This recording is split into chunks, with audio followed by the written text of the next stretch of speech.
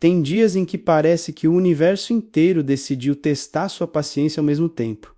Você acorda atrasado, o ônibus demora, a mensagem que você esperava não chega, o e-mail que chega é uma rejeição, a conta vence, o plano falha. E no fim do dia você está olhando para o teto pensando: que eu fiz para merecer isso? Eu já estive exatamente aí, naquela fase em que nada parecia dar certo, eu tentava sério. Eu tentava estudar mais, trabalhar melhor, me organizar, mas era como correr na areia fofa, muito esforço, pouco avanço. E a cada pequena falha, minha mente começava a construir uma narrativa perigosa. Talvez eu não seja tão bom. Talvez isso não seja para mim. Talvez eu esteja sempre um passo atrás. Essas frases não vêm gritando, elas vêm sussurrando. E quando você não percebe, elas começam a definir sua identidade. Eu lembro de uma semana específica que parecia amaldiçoada. Um projeto que eu tinha dedicado semanas simplesmente não foi aprovado.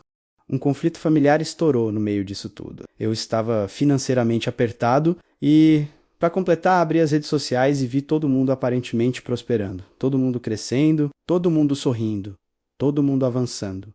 Menos eu. A comparação é cruel quando você já está fragilizado. Ela não mostra bastidores, ela mostra picos. E quando sua vida está num vale, olhar para o pico dos outros parece confirmação de que você falhou.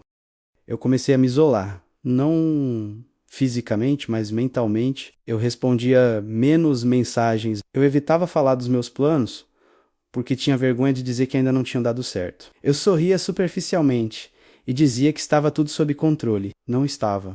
Por dentro, eu me sentia atrasado. E sabe o que é mais perigoso nessa fase? Não é o fracasso em si, é o significado que você dá a ele. Eu comecei a interpretar cada erro como prova de incapacidade. Se algo não funcionava, não era o projeto falhou. Era eu falhei. Eu misturava resultado com identidade. Isso é devastador, porque quando você acredita que o problema é você e não o processo, você começa a desistir antes de tentar de novo. Eu lembro de abrir o computador para começar algo importante e sentir um peso físico. Meu peito apertava, minha mente dizia: para quê? Vai dar errado de novo. E eu fechava a aba, ia assistir alguma coisa, rolava o feed, me distraía. Procrastinação vira anestesia. E anestesia alivia na hora, mas não resolve. Eu acumulava pequenas desistências diárias, não eram decisões dramáticas, eram microabandono. Não enviar aquele e-mail, não revisar aquele projeto, não insistir mais um pouco, e cada microabandono reforçava a sensação de que nada dava certo. Mas olhando hoje, eu vejo algo diferente. Nada parecia dar certo porque eu estava emocionalmente exausto. Eu queria resultado imediato para compensar inseguranças antigas. Eu queria a prova externa de que eu era capaz. E quando essa prova não vinha rápido, eu interpretava como sentença final. Eu não sabia lidar com fase ruim. Eu achava que fase ruim era sinal de que eu estava no caminho errado. Mas não é. Às vezes é só parte do processo. Só que quando você está no meio da tempestade, tudo parece permanente. Eu lembro de uma noite específica em que eu sentei no chão do quarto, literalmente no chão, encostado na cama, e pensei, talvez eu não seja feito para isso. Foi uma das poucas vezes que eu quase aceitei a narrativa de fracasso como definitiva. Quase, mas algo dentro de mim menos pequeno, quase imperceptível, não concordava totalmente. E foi aí que a virada começou. A verdade incômoda sobre o fundo do poço é que ele não é só azar. Às vezes, ele é acúmulo. Acúmulo de decisões adiadas, acúmulo de expectativas irreais, acúmulo de comparação constante. Eu precisei admitir isso. Porque enquanto eu tratava aquela fase como pura injustiça cósmica, eu não aprendia nada. Eu só sofria. Eu repetia para mim mesmo que estava tentando o meu melhor. Mas quando fui brutalmente honesto, percebi que meu melhor variava de acordo com o meu humor. Se eu estava animado, eu produzia. Se eu estava desmotivado, eu parava. Disciplina, dependente de emoção, é frágil. Eu dizia que estava cansado. E estava mesmo. Mas parte do meu cansaço vinha da guerra mental constante. Eu queria resultados grandes com consistência pequena. Eu queria colheita diária com plantio ocasional. Não funciona. Eu lembro de revisar meus próprios dias e perceber um padrão desconfortável. Eu começava tarefas importantes e interrompia na primeira frustração. Eu estudava até ficar difícil demais. Eu trabalhava até surgir crítica. Eu tentava até sentir desconforto. E então eu parava. O fundo do poço não era um evento isolado, era consequência. Consequência de evitar desconforto repetidamente. E teve algo ainda mais difícil de admitir. Eu estava viciado em me comparar quando estava mal. Era quase automático. Algo dava errado. E eu corria para as redes sociais como quem procura confirmação de que está ficando para trás.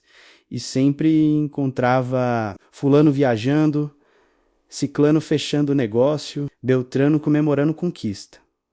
Eu olhava aquilo e pensava, viu? Todo mundo está avançando menos você. Mas eu estava comparando meu bastidor em crise com o palco editado dos outros. Isso é injusto e destrutivo. Eu precisei fazer algo radical naquela fase. Eu reduzi drasticamente meu consumo de comparação, não por moralismo, mas por sobrevivência mental. Eu estava fragilizado demais para me expor diariamente a métricas externas. E no silêncio, sem tanta distração, eu comecei a enxergar outra coisa. Eu não estava completamente sem controle.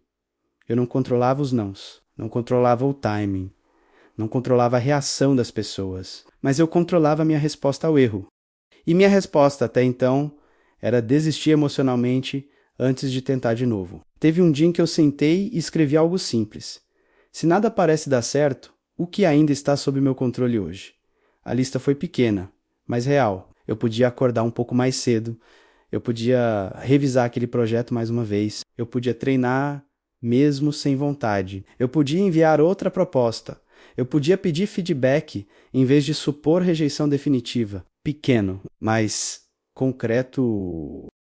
Eu percebi que estava esperando um grande sinal de que tudo iria melhorar. Uma virada épica, uma confirmação externa, mas melhora raramente começa grande.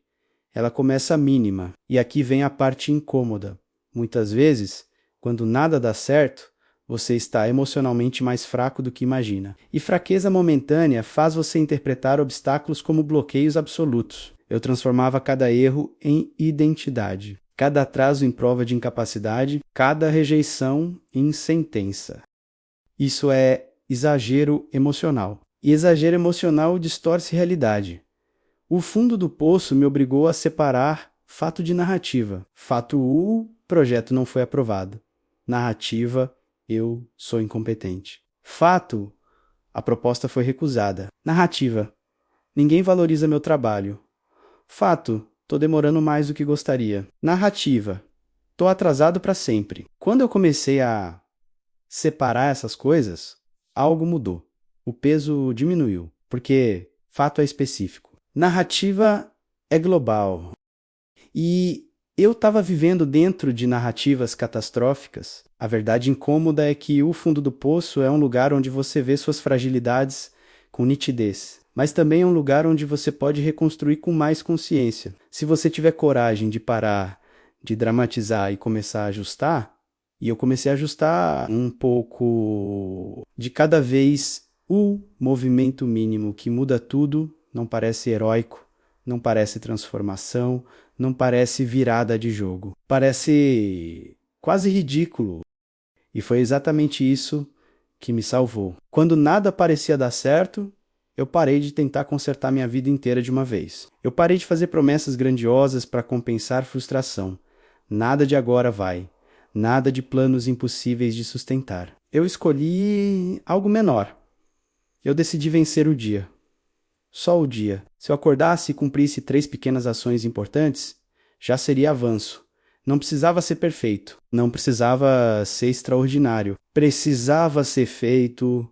Eu comecei com coisas básicas. Arrumar a cama, treinar 20 minutos, trabalhar 1 hora focado no projeto mais difícil antes de qualquer distração pequeno, mas intencional. No começo parecia irrelevante. Minha mente ainda gritava que aquilo não resolveria meus problemas maiores, que eu precisava de algo grande, algo impressionante. Mas o que eu precisava era reconstruir confiança. Confiança em mim. Porque quando nada dá certo por um tempo, você começa a duvidar da própria capacidade. Você começa a não confiar mais na sua palavra. Você promete e não cumpre. Planeja e não executa. E isso corrói por dentro. Então eu parei de prometer revolução e comecei a entregar consistência. Teve um dia específico que me marcou, nada externo tinha mudado ainda.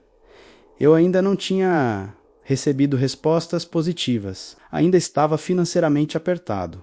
Ainda havia incerteza. Mas eu terminei aquele dia sabendo que tinha feito o que estava sob meu controle. E isso me deu uma sensação que eu não sentia há meses. Estabilidade interna, não era euforia, não era motivação explosiva, era solidez. Eu comecei a perceber que a vida não muda quando você sente que vai mudar. Ela muda quando você age, especialmente quando está desanimado. E agir desanimado é um superpoder, porque quando você aprende a se mover mesmo sem vontade, você se torna menos refém do humor. E o humor oscila. Sempre vai oscilar. Eu também comecei a mudar minha relação com o erro. Antes, erro me paralisava. Agora, erro virava dado. Se algo não funcionava, eu perguntava: o que posso ajustar? Não era mais sobre sou ruim nisso. Era sobre estratégia, não identidade. Isso tira peso e tira drama. Aos poucos, os resultados começaram a aparecer. Não de forma cinematográfica, mas consistente. Um retorno positivo aqui, uma pequena conquista ali, uma melhora gradual na minha organização, uma sensação maior de controle. Mas, sinceramente, mesmo antes dos resultados externos, algo já tinha mudado. Eu tinha parado de me abandonar. E isso é enorme. Quando nada parece dar certo, o maior risco não é fracassar. É desistir silenciosamente de si mesmo. É começar a agir como alguém que já aceitou que não é capaz. Eu quase fiz isso. Quase aceitei a narrativa de que não era para mim. Quase reduzi minhas ambições para evitar frustração. Quase me acomodei em uma versão menor para não ter que tentar de novo. Mas aquele pequeno movimento diário me manteve no jogo. E isso é tudo. Às vezes, você não precisa ganhar, você precisa continuar.